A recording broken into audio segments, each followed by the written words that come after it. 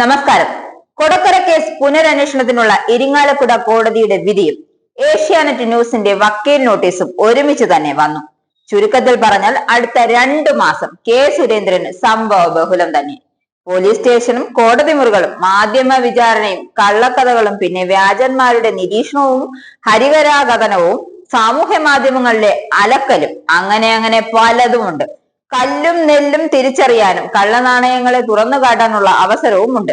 കഴിഞ്ഞ നിയമസഭാ തെരഞ്ഞെടുപ്പിൽ ഏറെ കോളിളക്കമുണ്ടാക്കിയ BJP നേതാക്കൾക്ക് പ്രചാരണം ഇളക്കിമറിക്കാനെത്തിച്ച കൊടക്കര കുഴൽപ്പണ കേസിന്റെ തുടരന്വേഷണത്തിന് കോടതി അനുമതി നൽകിയിരിക്കുന്നു. ഇരിങ്ങാലക്കുട അഡീഷണൽ സെഷൻസ് കോടതിയാണ് അനുമതി നൽകിയത്. 90 ദിവസത്തിനുള്ളിൽ അന്വേഷണം പൂർത്തിയാക്കി കുറ്റപത്രം സമർപ്പിക്കണം. 2021 നിയമസഭാ തെരഞ്ഞെടുപ്പ് സമയത്ത് തൃശൂരിലെ BJP ജില്ലാ കമ്മിറ്റി ഓഫീസിൽ 6 ചാക്കുകളിലായി 9 കോടി കുഴൽപ്പണം എത്തിച്ചെന്ന മുൻ ഓഫീസ് സെക്രട്ടറി തിരൂർ സതീശൻ മാധ്യമങ്ങളോട് നടത്തിയ വെളിപ്പെടുത്തലിന്റെ അടിസ്ഥാനത്തിലാണ് സർക്കാർ തുടരന്വേഷണം പ്രഖ്യാപിച്ചത്. എന്നാൽ നേരത്തെ കുറ്റപത്രം സമർപ്പിച്ച കേസ് ആയതിനാൽ തുടരന്വേഷണത്തിന് കോടതി അനുമതി തേടി അന്വേഷണ ഉദ്യോഗസ്ഥൻ DYSP BK രാജു ഹർജി നൽകിയത്. അതാണ് അടുത്ത ഒരു കുറ്റപത്രം കൂടി തന്നോളൂ, അന്വേഷിച്ച് തെളിവുകളൊക്കെ ശേഖരിച്ചു മതി എന്ന് അന്വേഷണ ഉദ്യോഗസ്ഥനോട് കോടതി നിർദ്ദേശിച്ചത്. കുഴൽപ്പണം കടത്തിയ ധർമ്മരാജനെ BJP സംസ്ഥാന പ്രസിഡന്റ് കെ സുരേന്ദ്രൻ, ജില്ലാ പ്രസിഡന്റ് KK അനീഷ് കുമാർ എന്നിവർ പരിചയപ്പെടുത്തിയതായി സതീശൻ വെളിപ്പെടുത്തിയിട്ടുണ്ട്. പണം വരുന്ന ദിവസം രാത്രി ഓഫീസ് അടയ്ക്കരുതെന്നും നേതാക്കൾക്ക് നിർദ്ദേശം നൽകി. കുഴൽപ്പണ സംഘത്തിന് ലോഡ്ജിൽ മുറിയെടുത്തു നൽകി.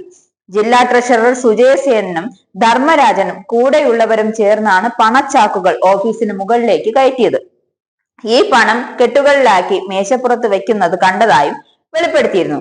ഇനി വേണമെങ്കിൽ BJP നേതൃത്വത്തിന് കേന്ദ്രത്തിനല്ല മുഖ്യമന്ത്രിക്ക് പരാതി നൽകാം. തങ്ങൾക്കെതിരായ കേസ് ക്രൈംബ്രാഞ്ചിനെയോ വിജിലൻസിനെയോ വെച്ച് അന്വേഷിക്കാം.